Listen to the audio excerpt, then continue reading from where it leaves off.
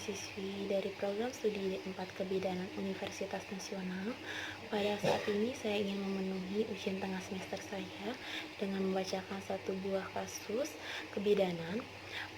Yaitu kasusnya adalah pada tanggal 2 Mei 2020 pada pukul 8 pagi seorang ibu melahirkan secara spontan di praktik mandiri bidan. Tiba-tiba pada pukul 2 siang sekitar 6 jam pasca persalinan, ibu mengalami perdarahan berwarna kehitaman dan gumpalan 2 kotex penuh.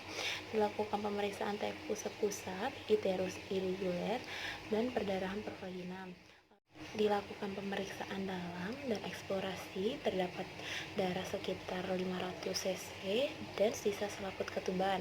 Ada 3 pertanyaan. Yang pertama, apa diagnosa dari kasus ini? Lalu apa tindakan yang tepat kita lakukan? Lalu dampak dari perdarahan ini. Saya akan menjawab 3 pertanyaan yang sudah saya bacakan. Pada pertanyaan yang pertama, pada kasus ini adalah apa diagnosa pada kasus ini? Diagnosanya adalah ibu postpartum 6 jam dengan perdarahan postpartum dengan adanya sisa plasenta.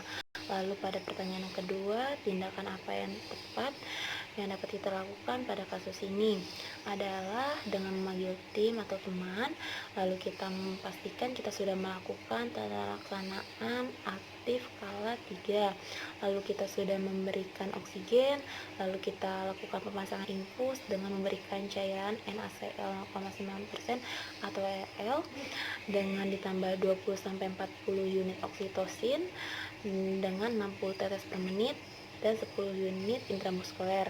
Lalu pada tindakan selanjutnya kita dapat memberikan cairan NaCl 0,9% atau RL dengan 20 unit oksitosin dengan 40 tetes per menit. Lalu tindakan selanjutnya adalah kita pastikan kandung kemih ibu kosong, lalu kita melakukan eksplorasi bila serviks masih membuka, lalu keluarkan gumpalan darah dan jaringan. Jika serviks ibu sudah tidak membuka, hanya dapat dimasukkan oleh instrumen, kita lakukan kuretase atau vakum untuk mengeluarkan jaringan atau sisa-sisa pada plasenta. Lalu berikan antibiotik ampicillin 2 gram atau kita memberikan metronidazole 500 mg. Jika ibu tetap mengalami perdarahan, kita lakukan tata laksanaan seperti Antonia Uteri. Lalu jika keadaan ibu tidak membaik, kita dapat melakukan persiapan untuk melakukan rujukan pada fasilitas kesehatan yang lebih memadai. Lalu pada pertanyaan ketiga, dampak apa yang dapat disebabkan pada perdarahan postpartum? Dampaknya adalah ibu dapat mengalami shock hipovolemik, lalu ibu dapat mengalami gagal ginjal, lalu ibu dapat mengalami perdarahan pada saat yang bersamaan, lalu ibu dapat mengalami kematian. Pada perdarahan dapat disebabkan oleh 4 faktor atau 4T.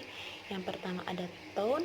Tone adalah di mana uterus tidak dapat berkontraksi kembali atau Antonia Uteri.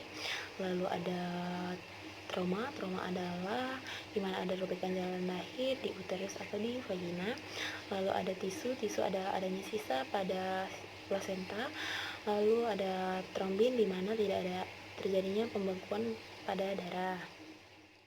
Saya Aprilia Mutiaranda mengucapkan terima kasih. Wabillahi taufik wal hidayah. Wassalamualaikum warahmatullahi wabarakatuh.